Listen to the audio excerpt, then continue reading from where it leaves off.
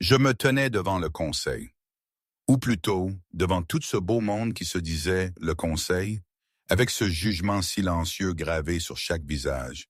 Comment diable j'étais arrivé là, vêtu d'une robe que ma paie de serveuse n'aurait jamais pu s'offrir, avec des centaines de regards glacials posés sur moi. Il fallait remonter un peu dans le temps, à ce jour maudit où le vent ne se contentait pas de souffler, il mordait, littéralement. C'était en plein hiver, le genre de froid qui vous ronge les os. J'étais recroquevillé sur mon matelas pourri dans mon mobile home, quelque part dans la région des Vosges. Les murs, en aluminium, laissaient passer l'air comme une passoire. C'était la dèche, la vraie. Je crois que j'avais 42 € en poche, ou 40, je ne sais plus très bien la somme exacte. Mon cerveau avait un peu effacé les détails financiers, trop douloureux. C'était tout ce qui me séparait d'être jeté dehors ou, pire, de faire face à Pierre. Ce Pierre, c'était le type qui avait ruiné mon père et qui, maintenant, s'acharnait sur moi. Une ordure sans nom, avec ses cheveux gominés et son sourire de requin. J'avais planqué mon maigre butin dans un vieux livre évidé, l'Odyssée, ironiquement, sur ma table de chevet. Mon ventre criait famine. Le dîner, ce soir-là, c'était un luxe, un privilège. Un pauvre steak haché que j'avais réussi à récupérer au bistrot où je bossais comme serveuse, juste avant que le cuisinier ne le jette. C'était sec, froid, mais c'était de la protéine, au moins. Mon corps en avait désespérément besoin. J'étais allé dans ma kitchenette minuscule, le linoléum gondolé sous mes vieilles bottes. J'avais allumé la gazinière avec une allumette. La veilleuse était morte depuis des semaines. Ça crépitait, l'odeur de viande grillée emplissait l'air, une odeur que je trouvais presque obscène, tellement c'était rare. Et là, j'avais entendu un bruit. Pas le vent, un truc lourd, humide, comme un sac de ciment jeté contre la tôle de ma cabane. J'ai figé. Mon cœur a fait un bond dans ma poitrine. La seule chose qui me servait d'arme, ma poêle en fonte, était à portée de main. Je l'ai attrapé et j'ai rampé vers la porte, le corps tendu comme une corde de violon. Ici, à l'orée de la forêt, on avait des ours, mais aussi, beaucoup plus souvent, des toxicomanes. Je ne savais pas lequel des deux me terrorisait le plus, pour être honnête. J'ai entrouvert la porte, juste un filet.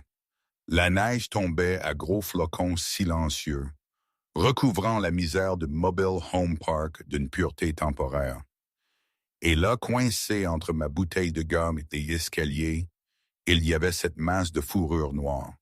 C'était énorme. Trop gros pour un chien, trop large pour un coyote. Ça respirait difficilement par petites saccades, et de la vapeur s'élevait de son flanc dans l'air glacial. Mon premier réflexe a été fermer la porte, verrouiller, ne rien voir. Mais la bête a tourné la tête, et ses yeux... Oh, ses yeux n'étaient pas les prunelles vitreuses et sauvages d'un animal fou. C'étaient des orbes d'or fondus, intelligents et emplis d'une douleur profonde, déchirante. Il n'a pas grogné, il a gémi, un son bas et si pitoyable que ça m'a serré le cœur. C'est là que j'ai vu le sang. Il y en avait partout, imbibant la fourrure noire, tachant la neige immaculée d'un rouge écarlate. Une profonde entaille courait le long de ses côtes, ressemblant étrangement à une blessure de couteau. « Oh, mon Dieu !» ai-je murmuré, la gorge nouée. J'ai regardé le steak chaud sur ma gazinière. Puis j'ai regardé cette créature qui était clairement en train de mourir. « Tu es une idiote, Marie », je me suis dit à moi-même, comme si une autre personne parlait à travers moi. « Tu vas te faire mordre. » J'ai mis un pied dans la neige. Le froid m'a frappé comme un coup de poing. Je me suis approché lentement du loup. La poêle était toujours baissée, mais hada, osarim, bataillée, mais prête. Le loup suivait mes mouvements. Son corps se tendait, mais il était trop faible pour se lever. « Je ne vais pas te faire de mal », et je dis, ma voix tremblant malgré moi. Je me suis agenouillé dans la gadoue. De près, la bête était terrifiante. Ses pattes étaient de la taille d'assiette. Ses dents, visibles quand il haletait, étaient des dagues. On dirait que tu as passé une nuit de l'enfer, ai-je murmuré. J'ai tendu la main, hésitant, puis j'ai posé ma paume sur sa tête. Sa fourrure était rude et glacée, mais la chaleur qui émanait de son corps était immense. Le loup a cligné des yeux. Il a laissé échapper un souffle d'air chaud et a posé sa lourde tête sur mon genou. Ce geste de confiance m'a brisé le cœur. C'était absurde. Je suis rentré en courant. J'ai attrapé le steak, l'ai enveloppé dans une feuille de papier absorbant. J'ai aussi pris une bouteille d'alcool et un vieux T-shirt propre que j'utilisais comme chiffon. Quand je suis revenu, le loup n'avait pas bougé. J'ai arraché un morceau de viande et je le lui ai tendu. Le loup a reniflé, ses oreilles ont frémi, puis il l'a délicatement pris de mes doigts. Il a mangé avec un désespoir qui faisait écho à ma propre faim. C'était de mon dîner, tu sais, ai-je dit doucement en lui donnant le reste. Alors tu ferais mieux de survivre. Pendant qu'il mangeait, j'ai versé l'alcool sur la blessure de son flanc. Le corps du loup a tressailli violemment. Un grognement bas a résonné dans sa poitrine, mais il ne m'a pas mordu. Il a enduré la douleur. J'ai pressé le T-shirt contre l'entaille, appliquant une pression pour arrêter le saignement. Pendant 1 heure, je suis resté assise dans la neige, gelé, tenant la compresse contre une créature qui aurait pu me tuer en quelques secondes. J'ai parlé pour remplir le silence. Je lui ai raconté Pierre, les 40 euros, le manque de mon père, l'impression d'être invisible dans un monde qui ne se souciait que du pouvoir et de l'argent. Le loup écoutait. Je le sentais écouter. Ses yeux dorés ne me quittaient jamais. Finalement, le saignement a ralenti. La respiration du loup s'est régularisée. Je tremblais tellement que mes dents claquaient. Je dois rentrer, ai-je murmuré, mes lèvres bleues. Je ne peux pas te faire entrer. Le propriétaire me virerait s'il voyait un chien, et encore moins ce que tu es. Je me suis levé, mes jambes engourdies. Le loup a reniflé, me poussant la main avec son museau humide. C'était un geste de remerciement. Reste au chaud, ai-je dit, en tirant une vieille bâche sur l'espace entre les escaliers et le réservoir de gaz pour lui donner un abri. Je suis rentré, j'ai fermé la porte à clé et je me suis effondré sur mon lit, affamé et glacé. Je me suis endormi, me demandant si je trouverais un cadavre gelé au matin. Au lever du jour, la neige avait cessé.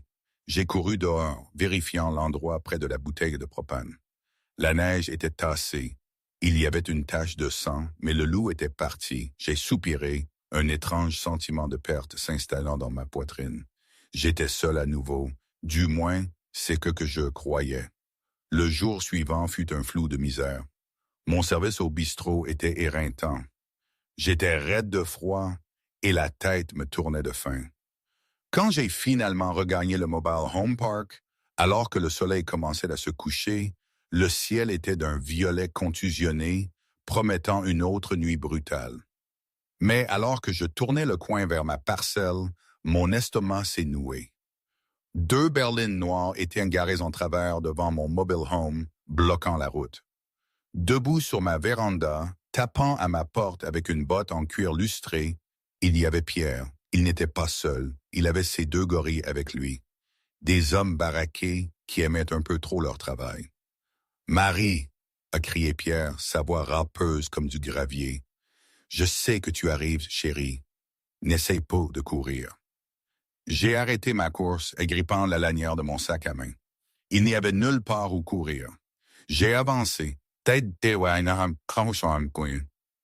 tête haute. Même si mes genoux étaient en coton, je n'ai pas tout encore, Pierre, ai-je dit en m'approchant. J'ai 40 euros. Je serai payé vendredi. Pierre s'est retourné, un sourire cruel étirant son visage mince. Vendredi, ce n'est pas aujourd'hui, Marie, et les intérêts continuent de courir. Tu connais le marché. Si tu ne peux pas payer. Il m'a dévisagé de haut en bas, son regard me donnant des frissons. On trouvera d'autres arrangements. Un des brutes a gloussé. Descendez de ma véranda, ai-je dit, ma voix tremblante. Ou quoi? Pierre a descendu la marche, envahissant mon espace. Il sentait l'eau de Cologne chère et les cigarettes froides. Qui va m'arrêter? Les flics ne viennent pas ici. Personne ne se soucie d'une petite vagabonde comme toi. Il a tendu la main, m'a attrapé par le bras. Sa prise était douloureuse. Lâche-moi. J'ai lutté, le frappant avec mon sac à main, mais il l'a attrapé facilement et l'a jeté dans la boue. Tu viens avec nous, a ricané Pierre. On va rembourser cette dette ce soir. J'ai crié, mais le son a été avalé par le Mobile Home Park désert. Mes voisins se cachaient derrière leur store. Personne ne venait. Les larmes me montaient aux yeux tandis que les brutes se déplaçaient pour m'encercler. Puis le sol a vibré. Cela a commencé par un bourdonnement léger, puis a monté en puissance pour devenir un rugissement. Pierre s'est arrêté, regardant vers l'entrée du parc. Des phares ont déchiré la pénombre. Pas une seule paire, des dizaines. Une cavalcade de SUV noir mat a fait irruption dans le Mobile Home Park, se déplaçant avec une précision militaire. Ils ont contourné les nids de poules, encerclant les berlines de Pierre et mon mobile home dans un demi-cercle serré et impénétrable. « Qu'est-ce que c'est que ça? » a marmonné Pierre, desserrant sa prise sur moi. « Qui diable? » Les portes des SUV se sont ouvertes à l'unisson. Des hommes et des femmes en sont sortis.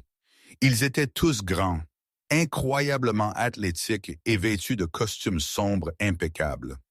Mais ce n'étaient pas leurs vêtements qui étaient terrifiants. C'était leur façon de bouger. Prédatrice, silencieuse, dangereuse. Ils n'ont pas sorti d'armes. Ils sont juste restés là, fixant Pierre et ses hommes avec des yeux qui semblaient luire dans le crépuscule. Pierre, habituellement le gros poisson dans un petit étang, a soudainement l'air très petit. « Hé, c'est une propriété privée. Qui êtes-vous? » La ligne de figure sombre s'est écartée. Du plus grand SUV au centre, une bête de véhicule lourdement blindée, un homme a émergé. C'était un géant.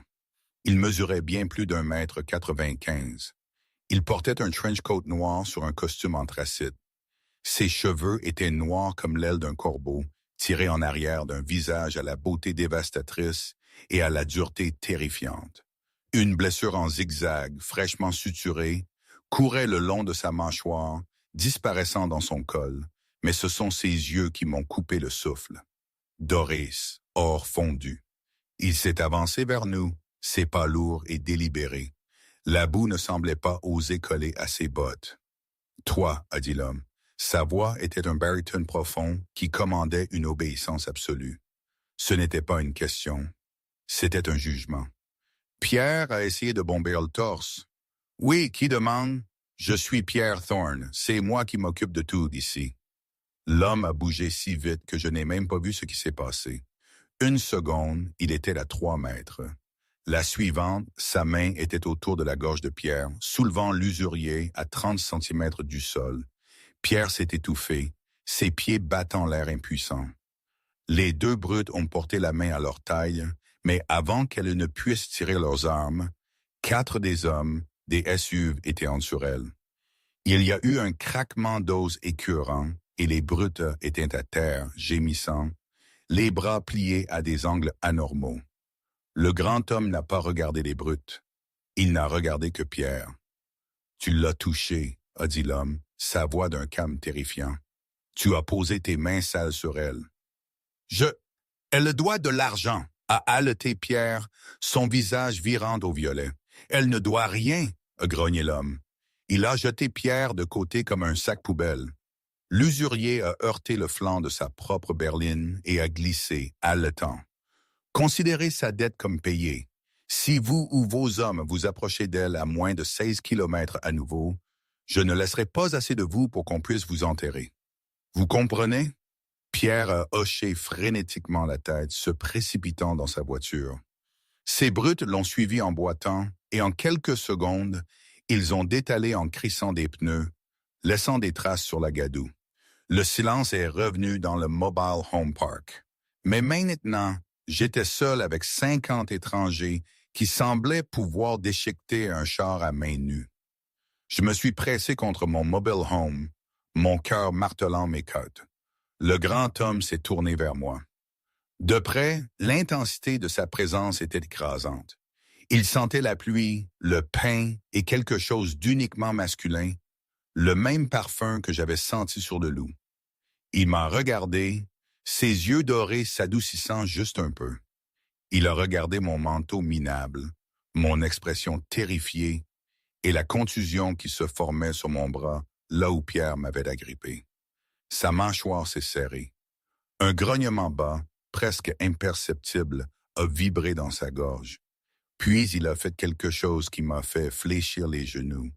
Il est tombé sur un genou dans la neige. Derrière lui, les 50 soldats, hommes et femmes qui ressemblaient à des tueurs entraînés, sont tous tombés sur un genou en parfaite synchronisation, leur tête inclinée. « Je mourrais », a dit l'homme, levant les yeux vers moi. « J'étais traqué, seul et gelé. Tu n'avais rien, et pourtant tu m'as tout donné. » J'ai le fixé, la bouche légèrement ouverte. « Le loup », ai-je murmuré. « C'était vous. »« Je suis Julien Delacroix », a-t-il dit. « Alpha de la meute ombre d'obsidienne. »« Et vous ?» Il a tendu la main, prenant ma main froide et tremblante dans la sienne, chaude et grande. Il l'a retournée, pressant un baiser sur ma paume. « Vous êtes celle que j'attendais depuis toute ma vie. » Il s'est levé, me dominant à nouveau, mais cette fois ce n'était pas menaçant. C'était protecteur. Il a retiré son lourd trench coat et l'a drapé sur mes épaules. Il était lourd, chaud et sentait la sécurité. « Meute !» La voix de Julien a résonné, s'adressant à son armée. « Voici votre Luna. »« Luna !» Le cri est venu de 50 gorges, faisant vibrer l'air même. Julien m'a regardé, un petit sourire en coin effleurant ses lèvres. « Je vous avais dit que je survivrais, Marie. Maintenant, allons vous trouver quelque chose de mieux qu'un hamburger froid. » La voiture qui a quitté le Mobile Home Park était silencieuse. Mais ce n'était pas le silence du vide. C'était le silence lourd et feutré de la richesse. J'étais assise à l'arrière du SUV blindé, le siège en cuir plus doux que n'importe quel lit sur lequel j'avais dormi. Derrière les vitres teintées, le monde que je connaissais, le bitume fissuré, les réverbères vacillants, le désespoir, s'est estompé et a disparu. Julien était assis à côté de moi. Il ne m'avait pas touché depuis que nous étions montés dans la voiture, sentant apparemment que j'avais besoin d'espace. Il avait nettoyé le sang de ses mains avec un mouchoir blanc immaculé qu'il avait ensuite jeté, mais l'énergie qui émanait de lui était toujours crue et électrique. « Où m'emmenez-vous » ai-je demandé. Ma voix paraissait petite dans l'habitacle spacieux. Julien s'est tourné vers moi. La teinte dorée de ses yeux s'était estompée pour laisser place à un noisette profond et chaleureux, le rendant plus humain, bien que l'aura de puissance demeure. « Chez vous. Ma maison? Vous n'êtes pas en sécurité là-bas, Marie. Pas après Pierre. J'ai un travail, ai-je dit, agrippant les revers de son énorme trench coat qui m'enveloppait toujours. J'ai une vie. Vous ne pouvez pas juste me kidnapper. Je ne vous ai pas kidnappé, et corrigé Julien doucement, je vous délocalise. Et quant à votre travail, vous travailliez pour un homme nommé Henderson au bistrot. Exact. Il vous sous-payait de 3 € de l'heure et vous forçait à travailler au noir. J'ai cligné des yeux. Comment savez-vous cela? Je sais tout sur la personne qui m'a sauvé la vie, a dit Julien. Il a tapoté une tablette posée sur son genou. J'ai acheté le bistrot il y a 10 minutes. Monsieur Henderson a été relevé de ses fonctions. Vous en êtes la propriétaire si vous le souhaitez, ou vous pouvez le raser. C'est le vôtre. J'ai le fixé incapable de comprendre l'ampleur de ce qu'il disait. Vous avez acheté le bistrot. J'achèterai la ville si cela signifiait vous garder en sécurité, a-t-il déclaré simplement, comme s'il discutait du temps. Le convoi a ralenti alors que nous approchions d'un ensemble de massives portes en fer forgé. Nous étions à des kilomètres du Mobile Home Park, profondément dans les collines boisées qui surplombaient la ville.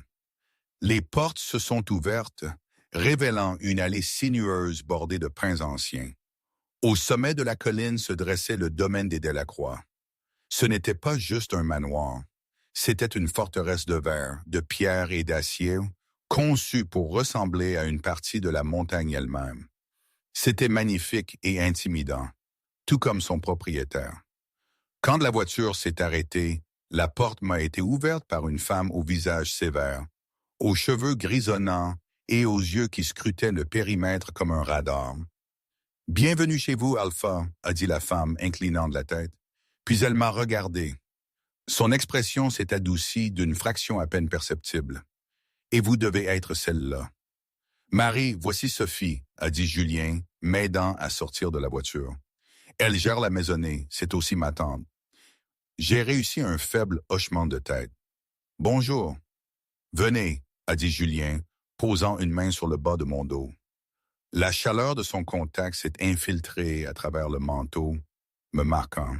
« Vous avez besoin de manger, de vraie nourriture et de repos. » L'intérieur de la maison était comme un musée, rempli de bois sombres et d'art moderne. Mais j'ai remarqué les détails, le verre renforcé, les claviers de sécurité sur chaque porte, la façon dont le personnel se déplaçait avec la même lenteur silencieuse que les soldats à l'extérieur. Ce n'était pas seulement d'une maison, c'était un centre de commandement. Julien m'a conduite à une cuisine plus grande que tout mon mobile home. Il m'a fait asseoir à un îlot en marbre et a fait un signe de tête à un chef qui a immédiatement commencé à préparer un steak frites. « Pourquoi moi ?» ai-je demandé le regardant. Il arpentait légèrement, comme un animal en cage, vérifiant les fenêtres, les portes. « Vous êtes riche, puissant, vous avez une armée. Pourquoi vous souciez-vous que je vous ai donné un hamburger? » Julien a arrêté de faire les 100 pas. Il s'est approché de moi, posant ses deux mains sur le comptoir en marbre, me piégeant dans son espace. « Ce n'était pas le hamburger, Marie, » a-t-il dit, sa voix baissant jusqu'à un murmure rauque. C'était l'acte. J'étais sous forme de loup. Pour la plupart des humains, j'étais un monstre, une menace. Vous mourriez de faim, de froid et de terreur. Pourtant, vous avez choisi la miséricorde. Vous avez choisi de partager le peu que vous aviez. Il s'est penché plus près, inspirant profondément près de mon cou. Mon cœur tambourinait, mais je ne me suis pas éloigné. Dans mon monde, a poursuivi Julien, la miséricorde est une faiblesse. Elle vous fait tuer. Mais vous, vous êtes différente. Mon loup l'a su dès l'instant où vous m'avez touché. Vous êtes mon âme sœur. Âme sœur, ai-je répété le mot. Comme un partenaire? Plus fort, a dit Julien intense. Cela signifie que nos âmes sont liées. Cela signifie que si vous souffrez, je le ressens. Si vous êtes en danger, je réduirai le monde en cendres pour vous atteindre. Cela signifie que vous êtes l'autre partie de mon âme. J'ai baissé les yeux sur mes mains. Elles étaient gercées par le froid et rugueuses d'avoir frotté des tables. Je ne suis qu'une serveuse, Julien. Je n'ai pas ma place dans un palais. Vous êtes une reine, a promis Julien, et je passerai chaque jour de ma vie à vous le prouver. Le moment a été interrompu par l'ouverture de la porte. Un homme grand et maigre, avec des lunettes et une tablette, est entré en trombe. Il avait l'air stressé. « Alpha !» a dit l'homme essoufflé. « Nous avons un problème. Le conseil sait que vous êtes de retour, et ils savent que vous avez introduit un humain sur le territoire. » Le visage de Julien s'est durci instantanément. La tendresse a disparu, remplacée par le masque du roi. « Qu'ils viennent !» a grogné Julien. « Charles, verrouille le périmètre. Personne n'entre ni ne sort sans mon autorisation, et dites au conseil que s'ils veulent une explication, ils peuvent en venir au gala demain soir. » Le gala. Charles a regardé Marie puis Julien. « Sire, l'emmener au gala annuel de la meute, c'est déclarer la guerre aux puristes. C'est de la mettre sur une liste. » Julien m'a regardé. Ils la cibleront de toute façon. Mieux, ils la verront debout à mes côtés afin qu'ils sachent exactement qui ils devront affronter pour l'atteindre. Les 24 heures suivantes ont été un tourbillon de confusion et de luxe qui ressemblait plus à une préparation à la bataille qu'à un relooking. J'ai été frotté, poli, habillé. Une équipe de stylistes, dont je soupçonnais qu'elles étaient aussi des assassins entraînés, À en juger par les couteaux que j'ai aperçus attachés à leurs cuisses sous leurs jupes, s'est abattu sur moi. Elles ont traité ma peau avec des huiles rares et mes cheveux avec des soins qui sentaient les fleurs sauvages. Mais l'atmosphère dans la maison était tendue. Les gardes doublaient de leur patrouille. Chaque fois que je regardais par la fenêtre, je voyais des hommes en costume noir patrouiller la lisière des arbres avec des fusils d'assaut. J'ai vite appris que la meute ombre d'Obsidienne n'était pas seulement une meute de loups. C'était un conglomérat mondial, entreprise Delacroix, spécialisé dans la sécurité, la technologie et la logistique. Julien n'était pas seulement un chef tribal, c'était un PDG milliardaire. Et ce soir, au gala, il faisait son retour sous les feux de la rampe après avoir été présumé mort pendant une semaine. Je me suis retrouvé devant le grand miroir de la chambre principale. La robe que Julien avait choisie pour moi était un velours bleu nuit profond qui épousait mes courbes et tombait au sol comme un liquide. Elle laissait les épaules nues, exposant la ligne gracieuse de mon cou. Je ne reconnaissais pas la femme dans le miroir. Elle avait l'air puissante, dangereuse. Julien est entré dans la pièce. Il portait un smoking qui lui allait comme une seconde peau, accentuant l'ampleur de ses épaules. Il s'est arrêté net quand il m'a vu. Pendant un long moment, il n'a rien dit. Il s'est juste contenté de regarder, ses pupilles dilatées. « Vous êtes à couper le souffle », a-t-il murmuré. Il s'est approché et m'a attaché un collier autour du cou. C'était une simple chaîne en argent, avec un grand pendentif en obsidienne noire. « Ce n'est pas seulement un bijou », a-t-il chuchoté contre mon oreille. « Il a un traqueur et il est imprégné de mon odeur. Pour quiconque ayant un nez dans cette pièce, il crie que vous êtes mienne. Ne l'enlevez pas. »« Ça va être dangereux ?» ai-je demandé, touchant la pierre froide. « Oui, » a admis Julien, « mais je serai avec vous. » Le gala se tenait dans la grande salle de bal du domaine, une aile séparée qui pouvait accueillir 500 personnes. Quand Julien et moi sommes apparus en haut du grand escalier, la salle est devenue silencieuse. Des centaines de visages se sont tournés vers nous. C'étaient l'élite, les riches, les puissants, les beaux, et comme je le savais maintenant, les loups. Je pouvais sentir le poids de leurs regards. Certains étaient curieux, la plupart étaient hostiles. Une humaine debout à côté de l'alpha roi était un blasphème pour les vieilles familles. Julien m'a pris la main, sa prise ferme comme du fer, et m'a guidé dans l'escalier. « Ne baissez pas les yeux », a-t-il chuchoté. « Regardez-les droit dans les yeux. Vous êtes au-dessus d'eux. » Nous avons traversé la salle. Julien m'a présenté simplement comme Marie, n'offrant aucun nom de famille, aucune explication. Sa présence osait défier quiconque de le questionner, mais la paix ne pouvait pas durer. Près de la fontaine à champagne, un homme s'est séparé de la foule. Il était élégant d'une manière svelte et serpentine, avec des cheveux blonds pâles et des yeux d'un bleu glacial. Il tenait un verre de scotch et observait notre approche avec un sourire narquois qui n'atteignait pas ses yeux. Julien s'est raidi. Une basse vibration a commencé dans sa poitrine, un grognement qu'il réprimait. « Vincent » a salué Julien, sa voix froide comme de l'azote liquide. « Julien » a répondu l'homme doucement. « Nous avions entendu des rumeurs de votre disparition. Je dois dire que j'étais presque déçu. J'avais déjà rédigé une éloge funèbre très émouvante. »« Gardez-la pour vos propres funérailles, Vincent, » a répliqué Julien. Les yeux de Vincent ont glissé vers moi. Il m'a dévisagé de haut en bas, s'attardant sur mon cou exposé, reniflant l'air de manière théâtrale. « Et ça, » a ricané Vincent, « ce doit être l'animal de compagnie. » « Une humaine? Vraiment, Julien? Je savais que vous étiez excentrique, mais garder une vagabonde, ça affaiblit la lignée. » J'ai senti une vague de colère. Je me suis avancé avant que Julien ne puisse réagir. « Je ne suis pas un animal de compagnie, » ai-je dit, ma voix ferme malgré ma peur. « Et contrairement à vous, je n'ai pas besoin d'insulter les gens pour me sentir importante. » Le cercle de personnes autour de nous a haleté. Personne ne parlait à Vincent Sterling comme ça. Il était l'alpha de la meute Croc d'Argent, le plus grand rival de Julien. Le sourire de Vincent a disparu. Il s'est approché, envahissant mon espace personnel. Vous avez de l'esprit, j'aime ça. Ça rendra la chose plus amusante quand on le brisera. Julien a bougé.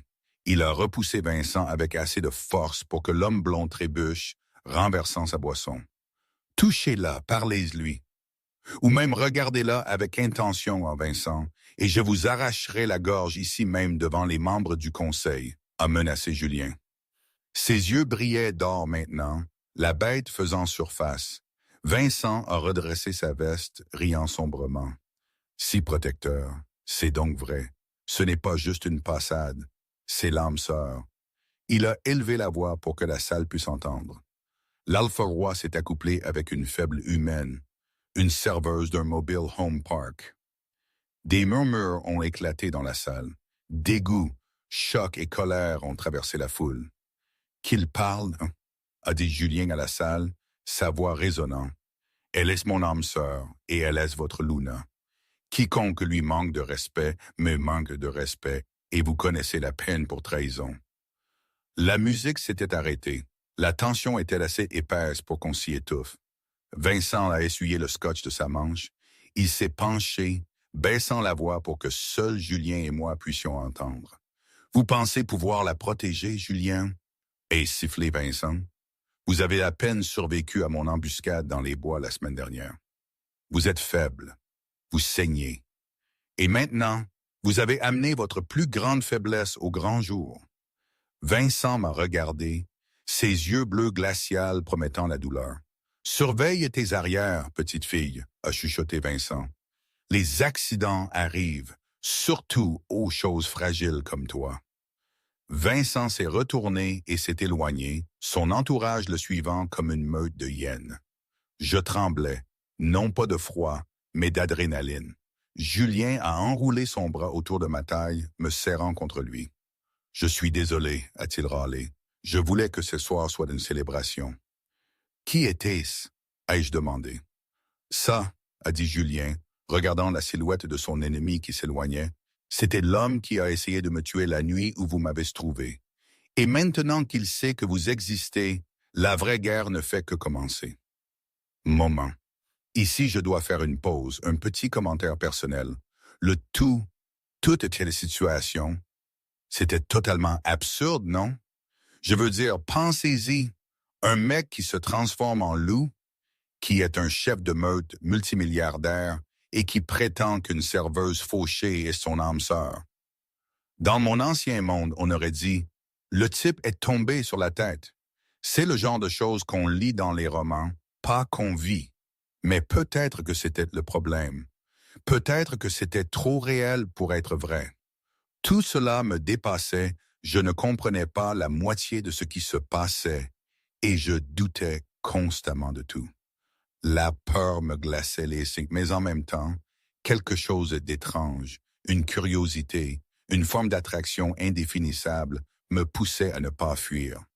C'était un mélange d'horreur et de fascination, un cocktail explosif que je n'aurais jamais cru vivre un jour.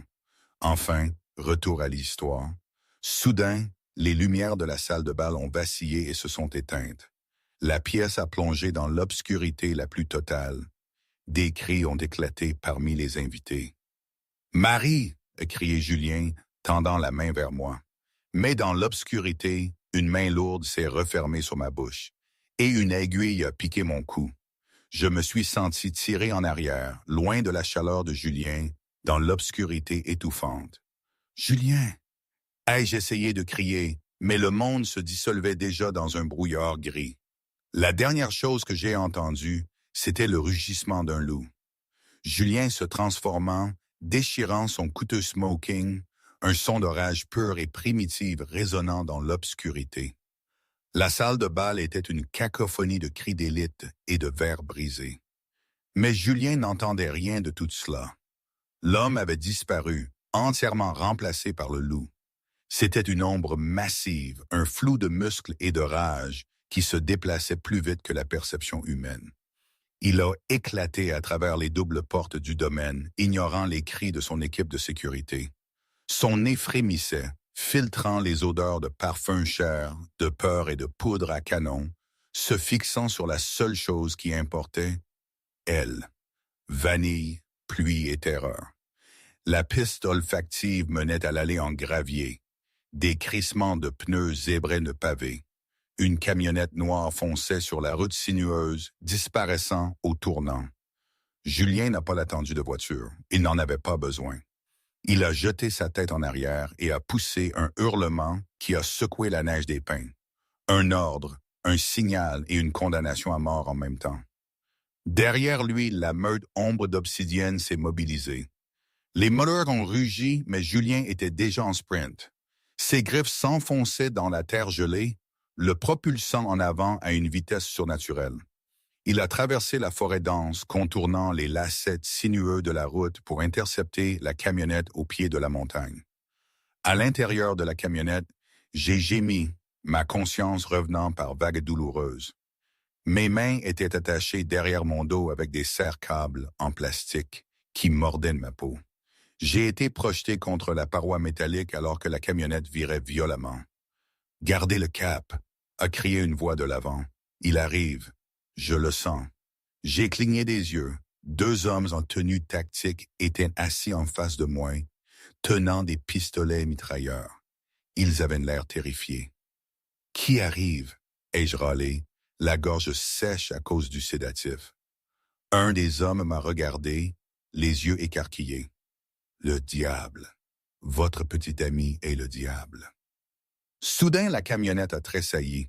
Un impact massif a frappé le côté, déformant le métal vers l'intérieur, ratant ma tête de quelques centimètres. Le véhicule a fait une embardée sur la route verglacée. « Il est là !» a crié le conducteur. « Tirez-lui dessus! Tirez-lui dessus! » Les portes arrière ont été arrachées, non pas déverrouillées, mais arrachées de leur gonds avec un grincement de métal. Le vent a hurlé dans la camionnette, apportant de la neige et l'odeur de pain. Agrippé à l'arrière du véhicule en pleine vitesse, ses griffes s'enfonçant dans le toit, se trouvait l'énorme loup noir. Ses yeux dorés brûlaient d'une violence qui ne promettait aucune pitié. Le garde a levé son arme, mais il était trop lent. Julien a bondi. Tout s'est terminé en quelques secondes. Le loup était un tourbillon de dents et de fureur. Le premier garde a été projeté par la porte arrière dans un banc de neige. Le second s'est précipité à l'avant, criant au conducteur d'aller plus vite. Je me suis recroquevillé en boule, fermant les yeux en force alors que la camionnette partait en vrille. Julien avait sauté sur le toit, son poids écrasant le métal. Il a frappé une patte à travers le pare-brise, le brisant. La camionnette a dévié de la route, a traversé une glissière de sécurité en bois et a percuté un épais chêne. L'impact m'a projeté en avant, mais l'airbag ne s'est pas déployé à l'arrière. J'ai heurté la cloison de séparation et me suis effondré sur le sol. Étourdi, le silence a suivi, puis le craquement de la neige. La portière du conducteur a été arrachée. Un cri a été coupé court, puis le silence à nouveau. « Marie !» La voix était humaine, mais elle vibrait d'un grognement. Les portes arrière ont été ouvertes. Julien était là. Il était nu jusqu'à la taille, son pantalon de smoking déchiré collé à ses jambes. De la vapeur s'élevait de sa peau dans l'air glacial. Preuve du changement rapide en forme humaine. Du sang, pas le sien, maculait sa poitrine et sa bouche. Il avait l'air terrifiant, un dieu de la guerre primitif. Mais quand il m'a vu, la rage dans ses yeux s'est fracturée en panique. « Marie » a-t-il haleté. Il est monté dans la camionnette éventrée, ignorant le verre, se coupant les pieds nus. « Ils vous ont fait du mal. Dites-moi où ils vous ont fait du mal. » Il a sorti un couteau de sa botte, une arme de secours, et a coupé les serre-câbles de mes poignets avec une précision chirurgicale. J'ai jeté mes bras autour de son cou, enfouissant mon visage dans sa poitrine tachée de sang. Il était brûlant. « Je vais bien, je vais bien. » Julien m'a serré dans ses bras, si fort que ça l'a presque fait mal. Il a enfoui son visage dans mon cou, inhalant profondément, se stabilisant. « Je croyais vous avoir perdu. Je jure par la déesse de la lune, je croyais vous avoir perdu. » Des phares ont inondé la scène. La meute était arrivée. Sophie a sauté du premier SUV, flanqué d'une équipe médicale. Alpha est-elle en sécurité? Julien m'a soulevé dans ses bras comme si je ne pesais rien. Il est sorti de la camionnette, son expression redevenant le masque de l'Alpha. Elle est en sécurité, a grogné Julien. Brûlez cette camionnette et découvrez qui la conduisait. S'ils sont morts, ressuscitez-les afin que je puisse les tuer à nouveau. Le retour au domaine de la Croix était sombre. L'atmosphère festive du gala avait disparu. Les invités avaient été évacués. Maintenant, le manoir était une forteresse assiégée. Des volets d'acier couvraient chaque fenêtre. Des gardes lourdement armés patrouillaient chaque couloir. Julien m'a porté directement dans la chambre principale, refusant de laisser les médecins me toucher tant qu'il ne m'aurait pas placé sur le lit lui-même. Il est resté à mes côtés pendant que le médecin de la meute vérifiait mes signes vitaux. Légère commotion, a rapporté le médecin. Contusion au poignet. Le sédatif s'estompe. Elle a besoin de repos. Sortez, a doucement ordonné Julien. Quand nous étions seuls, Julien s'est assis sur le bord du lit. Il s'était nettoyé, portant un pantalon tactique noir frais et un t-shirt noir moulant, mais la tension de ses épaules n'avait pas disparu. « Vous devriez dormir, a-t-il dit, écartant une mèche de cheveux de mon front. « Je ne peux pas, ai-je dit, me redressant. Ma tête tambourinait, mais mon esprit s'emballait. Julien, les lumières, elles ne se sont pas juste éteintes.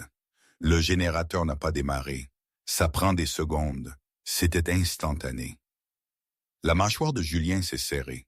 Je sais, le système a été désactivé manuellement. Quelqu'un à l'intérieur, ai-je murmuré. Oui. Julien s'est levé et a marché jusqu'à la fenêtre, fixant l'acier des volets. Quelqu'un avec une autorisation, quelqu'un en qui j'avais confiance. Vincent m'a dit quelque chose, ai-je dit, fouillant ma mémoire de la fête chaotique avant que les lumières ne s'éteignent. Il a dit, « Vous avez à peine survécu à l'embuscade la semaine dernière. Comment savait-il exactement où vous étiez la semaine dernière? Vous avez dit que vous étiez seul. » Julien s'est tourné, ses yeux se rétrécissant. Seules 3 personnes connaissaient de mon itinéraire cette nuit-là. Sophie, mon chef de la sécurité, Marcus, et il s'est arrêté. La réalisation l'a frappé comme un coup de poing. Charles, ai-je terminé pour lui. Charles est avec moi depuis 10 ans, a dit Julien, secouant la tête. C'est mon assistant personnel. Il gère mon emploi du temps, mes finances. Il est inoffensif. C'est lui qui s'est opposé au gala, ai-je fait remarquer. Il semblait nerveux, paniqué même. Julien a sorti sa radio de sa ceinture. Marcus, amenez Charles à la salle de guerre maintenant. Sire, la voix de Marcus a grésillé en retour, sonnant tendu. Nous ne le trouvons pas. Il n'est pas à son poste. Trouvez-le, a rugi Julien. Verrouillez toutes les sorties.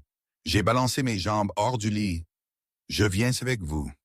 Marie, non. Il a essayé de me faire kidnapper. Julien, je viens. Julien m'a regardé, voyant le feu dans mes yeux. Il a hoché la tête une fois. Restez derrière moi. Ils ont traversé le manoir. L'ambiance était frénétique. Des gardes couraient de pièce en pièce. Ils ont trouvé Charles dans la salle des serveurs au sous-sol. Il ne courait pas. Il se tenait devant le terminal principal, ses mains tremblant alors qu'il tapait furieusement sur le clavier. Marcus et 2 gardes avaient leurs armes braquées sur lui. « Éloignez-vous de la console, Charles !» a crié Marcus. Charles s'est figé. Il s'est retourné lentement. Il avait l'air abattu.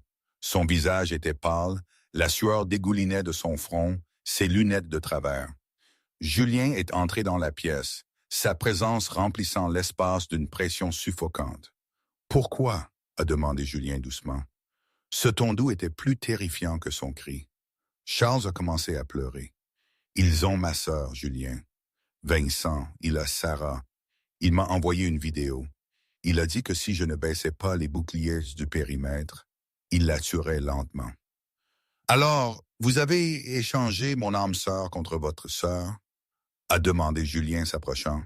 « J'ai essayé de l'arrêter, » a sangloté Charles. J'ai essayé de vous dire de ne pas l'amener au gala. Je pensais que si vous la teniez à l'écart, il n'attaquerait pas ce soir pour moi. Mais quand vous l'avez amené, il a accéléré le plan. Le kidnapping? Ce n'était qu'une distraction. J'ai senti un frisson me parcourir l'échine. Une distraction pourquoi? Charles a regardé l'écran de l'ordinateur, qui clignotait en rouge. Je n'ai pas juste coupé les lumières, Julien. J'ai désactivé les capteurs thermiques dans les bois de l'Est. Je pensais qu'il voulait juste envoyer une équipe d'assaut pour vous faire peur. Qu'avez-vous fait, Charles? Julien a saisi l'homme par le col, le soulevant de ses pieds. J'ai téléchargé un virus, a étouffé Charles. Tout le réseau de sécurité est aveugle, et il n'envoie pas juste une équipe d'assaut. Un faible grondement a résonné au loin. Le sol sous nous a tremblé. De la poussière est tombée du plafond. Qu'est-ce que c'était? Ai-je demandé, agrippant le bras de Marcus pour me stabiliser. Charles a fermé les yeux. Vincent n'est pas venu seul. Il s'est allié à l'armée rebelle du Nord. Il y a 300 loups qui franchissent le mur et en ce moment même. Julien a lâché Charles. Il a regardé les écrans. Les caméras du périmètre étaient toutes noires. 300, a murmuré Julien. Contre 50. Il s'est tourné vers Marcus. Emmenez Marie à la pièce sécurisée. Scellez les portes blindées. Personne ne les ouvre à moins de donner le code. Obsidienne. Non! J'ai saisi la main de Julien. Je ne vous quitte pas. C'est la guerre, Marie! A crié Julien, l'or consumant ses yeux. Ils sont là pour nous anéantir. Je dois savoir que vous êtes en sécurité pour pouvoir les tuer sans hésitation. Une autre explosion a secoué la maison, beaucoup plus proche cette fois. Le son d'une fusillade automatique a éclaté de l'étage supérieur. Ils étaient déjà à l'intérieur. Allez-y. Julien m'a poussé vers Marcus. Protégez-la de votre vie. Marcus m'a traîné vers le passage secret derrière les racks de serveurs. J'ai regardé en arrière, les larmes coulant sur mon visage. Julien se tenait au centre de la pièce. Il a tendu la main et a déchiré son t-shirt en deux, le retirant. Des muscles se sont contractés sous sa peau, des os se sont déplacés, se remodelant. Il n'a pas regardé en arrière. Il a couru vers les escaliers, se transformant en pleine course, se métamorphosant en énorme bête noire pour affronter l'armée de la mort qui venait pour eux. Alors que la porte secrète se refermait, m'enfermant dans l'obscurité, la dernière chose que j'ai entendue fut le rugissement de mon alpha, répondant au défi de Centaine. Le siège du manoir Delacroix avait commencé. La pièce sécurisée était une boîte en acier renforcée enfouie sous les fondations du domaine, mais elle ne pouvait pas bloquer les bruits du carnage qui se déroulait au-dessus. Chaque coup sourd, chaque cri, chaque grognement sauvage vibrait à travers les murs. Je faisais les 100 pas dans la petite pièce, mes mains agrippant le pendentif en obsidienne que Julien m'avait donné. Marcus se tenait près de la lourde porte blindée, son fusil d'assaut levé, la sueur perlant sur son front. Il est en train de perdre, et je dis, ma voix tremblante. Je le sens, il souffre. L'alpha est le guerrier le plus fort de l'histoire, a dit Marcus, bien que sa voix manquât de conviction. Il ne va pas tenir la ligne contre 300, ai-je lancé. Il a envoyé son armée au périmètre. Il combat la force principale dans le hall seul, Marcus. Nous devons l'aider. Mes ordres sont de vous garder en vie, Luna, ait répliqué Marcus d'un ton sec. Soudain, les lumières de la pièce sécurisée ont clignoté en rouge. Un sifflement a rempli l'air. Qu'est-ce que c'est? Ai-je demandé, toussant. Marcus a regardé le panneau de ventilation. Son visage est devenu pâle. Ils ont trouvé des conduites d'admission. Ils pompent du gaz à long. Ils essaient de nous faire sortir. Ouvrez la porte, ai-je ordonné. Si nous restons, nous suffoquons. Si nous sortons, nous nous battons. Marcus a hésité, puis a hoché la tête sombrement. Il a entré le code. Les systèmes hydrauliques ont sifflé et l'énorme porte d'acier s'est ouverte en gémissant. Le couloir à l'extérieur était rempli de fumée et de l'odeur cuivrée du sang. Marcus a pris la tête, me guidant à travers les couloirs de service vers le grand hall. Nous n'avons pas été loin. Alors que nous tournions le coin vers la cuisine, un loup renégat, une brute massive et balafrée sous forme humaine, a surgi des ombres. Marcus a tiré, mais le loup était trop rapide, faisant tomber l'arme et projetant Marcus contre le mur avec un craquement écœurant. « Marcus !» ai-je crié. Le renégat s'est tourné vers moi, du sang s'écoulant de ses griffes. Il a souri, révélant des dents jaunies. Trouvé le prix. Il a tendu la main vers moi. Je n'ai pas réfléchi. J'ai agi par pur instinct. J'ai attrapé une lourde poêle en fonte suspendue au support à casserole, la même arme que j'avais tenue la première nuit où j'ai rencontré Julien, et je l'ai balancée de toutes mes forces. Clang, le fer a heurté la tempe du renégat. Ce n'était pas assez pour le tuer, mais le choc l'a étourdi suffisamment longtemps. Il a trébuché en arrière. Je n'ai pas attendu. J'ai couru. J'ai couru vers le rugissement de la bataille. J'ai fait irruption dans le grand hall et me suis arrêté net. La pièce était une ruine. Le grand escalier était brisé. Des corps de renégats jonchaient le sol, mais il en restait trop. Au centre de la pièce, Julien était à genoux. Il était sous forme humaine, nu jusqu'à la taille, son corps une carte de lacération et de marques de morsure. Il était entouré d'un cercle de 50 loups. Debout au-dessus de lui, tenant une lance à pointe d'argent, se tenait Vincent Sterling. Julien respirait difficilement, le sang s'écoulant d'une blessure sur son flanc. Il avait l'air épuisé. « Regardez-vous » a ricané Vincent, tournant autour de lui. Le roi des ombres mis à genoux. « Finissez-en » a craché Julien, du sang couvrant ses dents. « Mais sachez que ma meute vous traquera jusqu'à la fin des temps. »« Votre meute est morte ou dispersée » a ri Vincent. Il a levé la lance visant le cœur de Julien. « Au revoir, cousin. »« Arrêtez » Le cri a déchiré le hall, résonnant sous les hauts plafonds. Toutes les têtes se sont tournées. Vincent a gelé. La tête de Julien s'est relevée brusquement, ses yeux s'écarquillant d'horreur. Je me tenais en haut des escaliers en ruine. J'avais l'air petite dans ma robe de velours déchirée, mes cheveux ébouriffés, de la cendre maculant mon visage. Mais je n'avais pas l'air effrayé. J'avais l'air furieuse. « Marie, cours !» a rugi Julien, essayant de se lever, mais un renégat l'a repoussé à terre.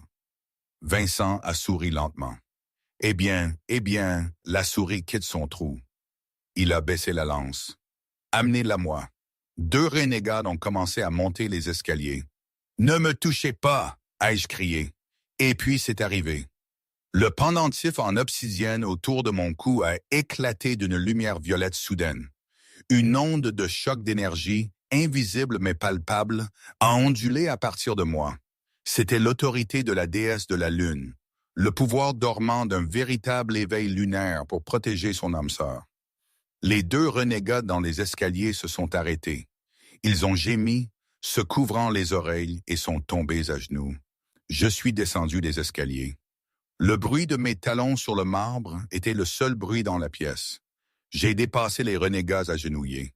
J'ai traversé le cercle d'ennemis. Les loups se sont écartés pour moi. Ils ne le voulaient pas. Ils grognaient, essayant d'attaquer, mais leur corps refusait d'obéir.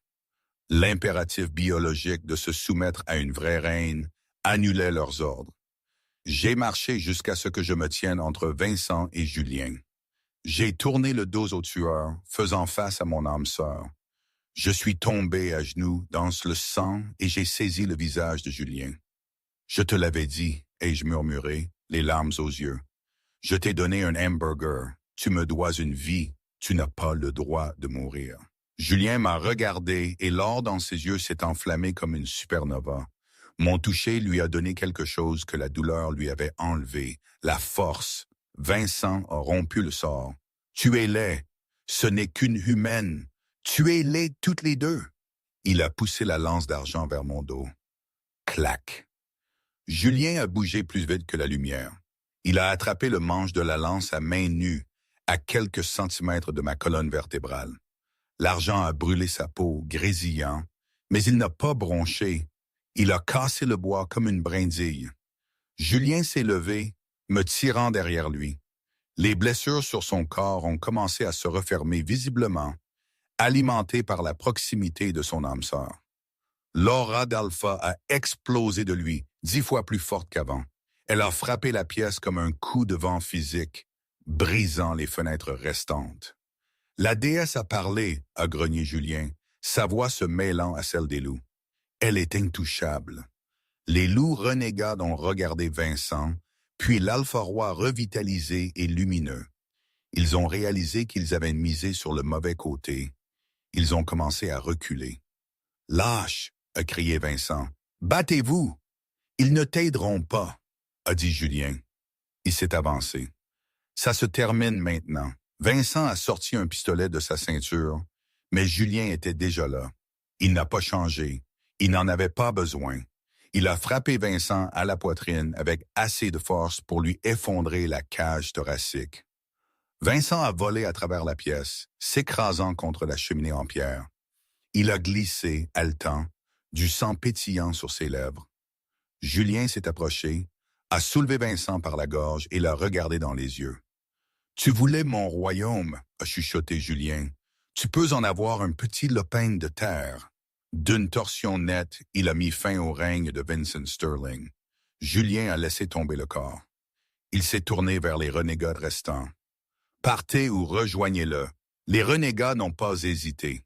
Ils se sont retournés et ont fui dans la nuit, terrifiés par le roi et la jeune fille humaine qui l'avait ramené d'entre les morts. Julien s'est tourné vers moi. L'or s'est estompé de ses yeux, remplacé par un noisette profonde et adorateur. Il est tombé à genoux à nouveau, non pas par faiblesse, mais par dévotion. Il a enroulé ses bras autour de ma taille, enfouissant son visage dans mon ventre. « Tu m'as sauvé », a-t-il râlé. J'ai caressé ses cheveux, regardant le hall en ruine, les corps et l'aube perçant à travers les fenêtres brisées. Nous nous sommes sauvés mutuellement, et je dis doucement. 3 mois plus tard, la neige avait fondu dans la région des Vosges. Le bistrot où je travaillais avait été démoli. À sa place se tenait un centre communautaire, entièrement financé par le don anonyme d'un milliardaire local, conçu pour aider les sans-abri et les affamés. Au domaine, les cicatrices de la bataille avaient été réparées. Le verre était neuf, la pierre nettoyée. Je me tenais sur le balcon surplombant la vallée. Je ne portais plus d'uniforme de serveuse. Je portais une blouse et un pantalon en soie ajusté. Ma posture était droite, mon regard aiguisé. Je ne survivais plus. Je dirigeais. Des bras forts se sont enroulés autour de moi par derrière. Julien a posé son menton sur mon épaule. Il était complètement guéri, la cicatrice dentelée sur sa mâchoire, le seul rappel de la guerre. « Le conseil arrive dans 1 heure, » a murmuré Julien, m'embrassant le cou. « Ils veulent vous reconnaître officiellement comme la Luna de la meute ombre d'obsidienne. » Qu'ils viennent, ai-je dit, un petit sourire jouant sur mes lèvres. J'ai touché le pendentif en obsidienne à ma gorge. Je n'ai pas peur d'une bande de vieux loups. Je sais, a gloussé Julien, je crois que ce sont eux qui ont peur de vous. Il m'a fait pivoter, ses yeux dorés emplis d'amour. Vous étiez la fille qui n'avait rien, et pourtant vous avez tout donné. Maintenant, vous avez tout. Est-ce que ça en valait la peine? J'ai regardé Julien, ce monstre que j'avais sauvé, ce roi que j'aimais. Chaque centime, et je murmurai. Julien m'a embrassé, une promesse d'éternité scellée dans la lumière du matin. Et aujourd'hui, vraiment, je ne sais pas. Parfois, je me dis que c'était la meilleure chose qui pouvait m'arriver. D'autres fois, je me surprends à penser que j'ai commis une erreur monumentale en suivant cet homme, cette meute. Probablement les deux. C'est ça la vie. Non, rien n'est jamais vraiment clair. Rien n'est parfait. Mais c'est ma vie, c'est mon histoire, avec ses parts d'ombre et de lumière, de peur et d'amour, de questionnement constant. Et ça, personne ne peut me l'enlever.